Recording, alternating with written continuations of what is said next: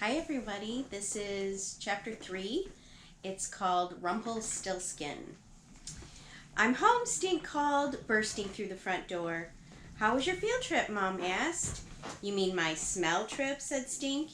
He reached into his backpack and handed his mom the flyer for the smelly sneaker contest. "I think it really stinks that Stink got to go to the Stink Museum and I didn't," said his big sister Judy. "It was so way fun and gross. I learned a ton of smelly stuff." "Like what?" Judy asked. "Like everybody has their own smell, except if you're twins. And guess what? We can smell stuff even when we're sleeping. And oh yeah, a boy moth can smell a girl moth a block away." "Mr. Knows-It-All," said Judy. Stink stuck his expert sniffer in the air. "Is something burning?"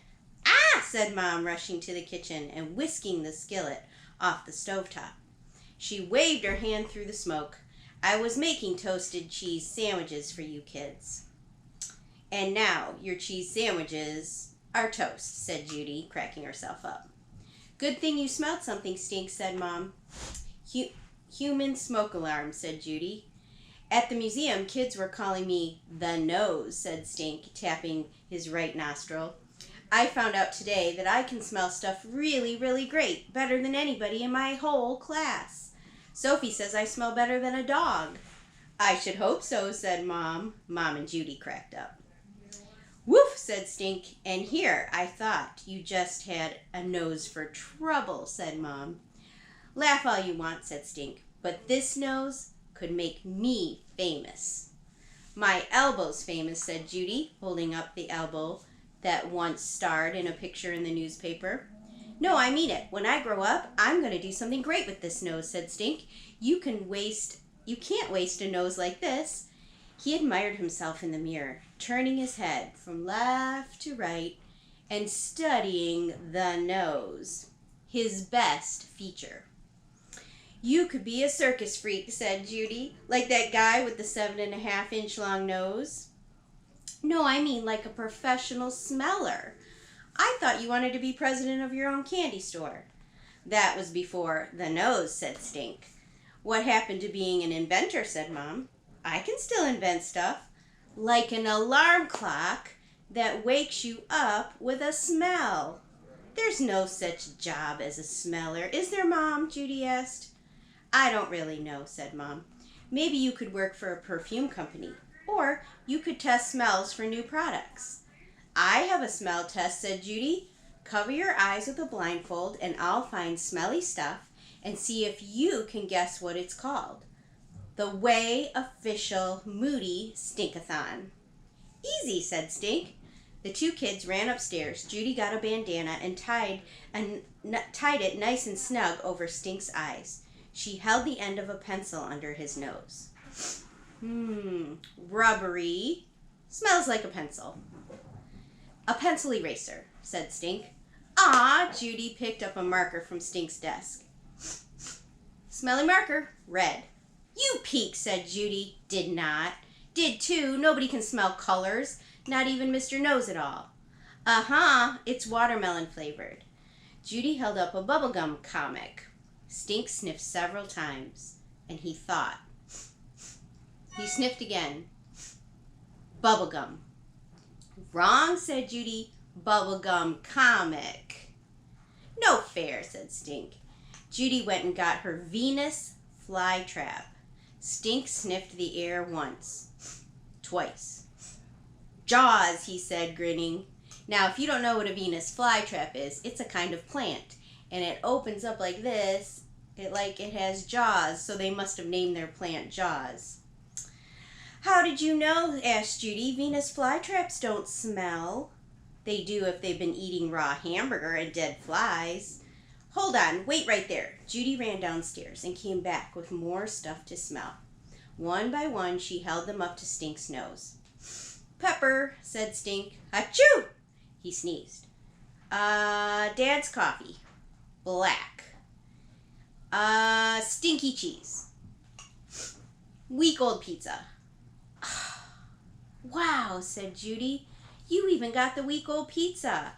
I know you're peeking. No way, I swear, on Toady, said Stink. This time I'm really gonna stump you. Are you ready? Ready, said Stink. Sticking his nose up in the air, Judy held out the secret, smelly, stink-stumping, odorific object. P.U., said Stink. It's worse than smelly sneakers, worse than dirty socks, worse than a skunk. It smells like 100-year-old barf. Wrong, said Judy. It is 200-year-old buffalo dung. Nope. It is stinky baby diaper? N-O. It is eggs? 1,000-year-old rotten eggs. Rumpelstiltskin, said Judy. How'd you guess it was stinky old eggs? You mean I guessed it for real? Stink yanked off his blindfold. Lumpy clumps of something disgusting were in Mouse's cat food dish. It is rotten eggs, said Judy. Beef and scrambled eggs, cat food. Mouse won't eat the egg part.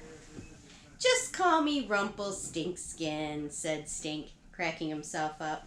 Judy cracked up too. So did I pass the smell test? With flying colors, said Judy. You truly live up to the name Stink. From this day forward, you will be known as Rumpelstiltskin, grand prize winner of the Way official Moody Stinkathon. What's my prize? Said Stink. No prize, said Judy. Just the satisfaction of knowing how smelly you are. That really stinks, said Stink. Alrighty. At the end of this chapter, we have Stinky Facts by Stink Moody. And that brings me to our questions at the end. So you can answer these questions by emailing me and giving me the answers. And you can back the tape up and listen to the questions over and over again so you know what they are. But I will send an email with the questions too. So my first one is, at the end of this chapter, Stink has some stinky facts. Number 1, a snake smells with its tongue. Number 2, flies smell with their feet. I think I knew that one. And number 3, I did not know this one. An octopus smells with their eyes. Did you know that one? So, it's not really a question, but what I want you to do is go around your house and find some books on animals, or maybe go on the internet and Google your favorite animal. And I want you to find an interesting fact about an animal that you think I don't know and send it to me. I want to see what facts you can come up with, like Stink did. Okay, that's number 1. Number 2, Stink says his nose is his best feature. I wonder, do you know what that means when somebody says it's their best feature? It means something on their body, usually their face. They like something about their face, and they call it their best feature. So Stink says his nose is his best feature. I want to know what your best feature is. What do you think your best feature is? And I'll give you an example. I've always really liked the color of my eyes. I have brown eyes, and I just always really like the color of them. My dad has brown eyes too, so we kind of match. So I want to know what your best feature is. And number 3, Stink says he will invent an alarm clock that wakes you up with a smell. That would be fun. So I want to know what smell you would want to wake up to. What smell would you want to smell first thing in the morning to wake you up? That would be really fun. I think for me, sometimes I already get this smell in the morning. Sometimes my husband makes coffee, and he'll get up before me and he'll go downstairs and make his coffee, and then I wake up to that coffee smell. It smells so good. So I think that's what I would want on my alarm clock. So you let me know, email me, let me know the answer to these questions. I'll be looking for it. Bye.